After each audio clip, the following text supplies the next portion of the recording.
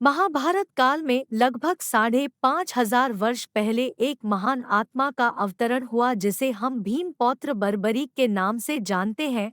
महिसागर संगम स्थित गुप्त क्षेत्र में नवदुर्गाओं की सात्विक और निष्काम तपस्या कर बर्बरीक ने दिव्य बल और 3 तीर व धनुष प्राप्त किए।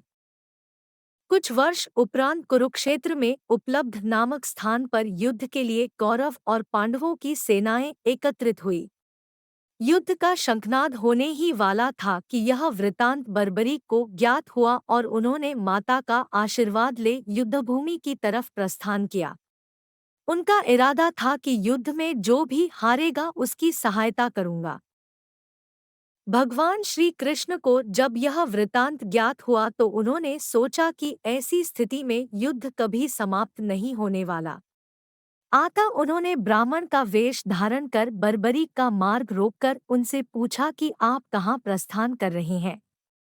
बर्बरीक ने अपना ध्येय बताया कि वह कुरुक्षेत्र जाकर अपना कर्तव्य निर्वाह करेंगे और इस पर ब्राह्मण रूप में श्री कृष्ण ने उन्हें अपना कौशल दिखाने को कहा। बर्बरीक ने एक ही तीर से पेड़ के सभी पत्तों को भेद दिया सिवाय एक पत्ते के जो श्री कृष्ण ने अपने पैरों के नीचे दबा दिया था। बर्बरीक ने ब्राह्मण रूपी श्री कृष्ण से प्रार्थना की कि वह अपना पैर पत्ते के ऊपर से हटाए वरन आपका पैर घायल हो सकता है। श्री कृष्ण ने अपना पैर हटा लिया व बर्बरीक से एक वरदान मांगा। बर्बरीक ने कहा, हे यजमान, आप जो चाहे मांग सकते हैं, मैं वचन का पूर्ण पालन करूंगा। ब्राह्मण रूपी श्री कृष्ण ने शीश दान मांगा। यह सुनकर बर्बरीक तनिक भी विचलित नहीं हुए परंतु उन्होंने श्री कृष्ण को अपने वास्तविक रूप में दर्शन देने की बात की क्योंकि कोई भी साधारण व्यक्ति यह दान नहीं मांग सकता। तब श्री कृष्ण अपने वास्तविक रूप में प्रकट हुए। उन्होंने महाबली, त्यागी, तपस्वी वीर बर्बरीक का मस्तक रणचंडिका को भेंट करने के लिए मांगा और साथ ही वरदान दिया कि कलयुग में तुम मेरे नाम से जाने जाओगे। मेरी ही शक्ति तुम में निहित होगी। देवगण तुम्हारे मस्तक की पूजा करेंगे जब तक यह पृथ्वी, नक्षत्र, चंद्रमा तथा सूर्य रहेंगे तब तक तुम लोगों के द्वारा मेरे श्री श्याम रूप में पूजनीय रहोगे। मस्तक को अमृत से सींचा और अजर अमर कर दिया।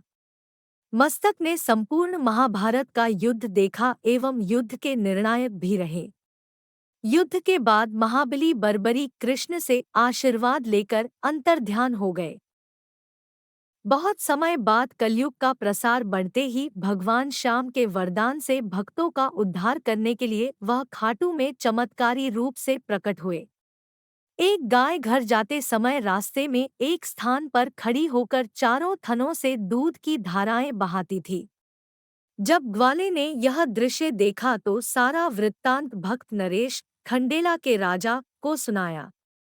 राजा भगवान का स्मरण कर भाव विभोर हो गया। स्वप्न में भगवान श्री श्यामदेव ने प्रकट होकर कहा, मैं श्यामदेव हूँ। जिस स्थान पर गाय के थन से दूध निकलता है वहाँ मेरा शालिग्राम शिलारूप विग्रह है। खुदाई करके विधि विधान से प्रतिष्ठित करवा दो। मेरे इस शिला विग्रह को पूजने जो खाटू आएंगे उनका सब प्रकार से कल्याण होगा।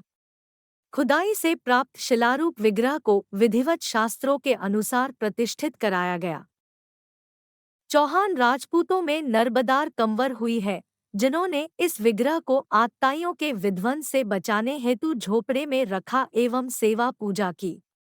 औरंगजेब के शासनकाल में पुराने मंदिर का विध्वंस हो गया तथा उसके बाद जहां भगवान श्री श्यामदेव का विग्रह प्रतिष्ठित किया गया वह आज भी विद्यमान है, जहां देश के सभी कोनों से श्याम प्रेमी पूजा अर्चना एवं दर्शनार्थ आते हैं।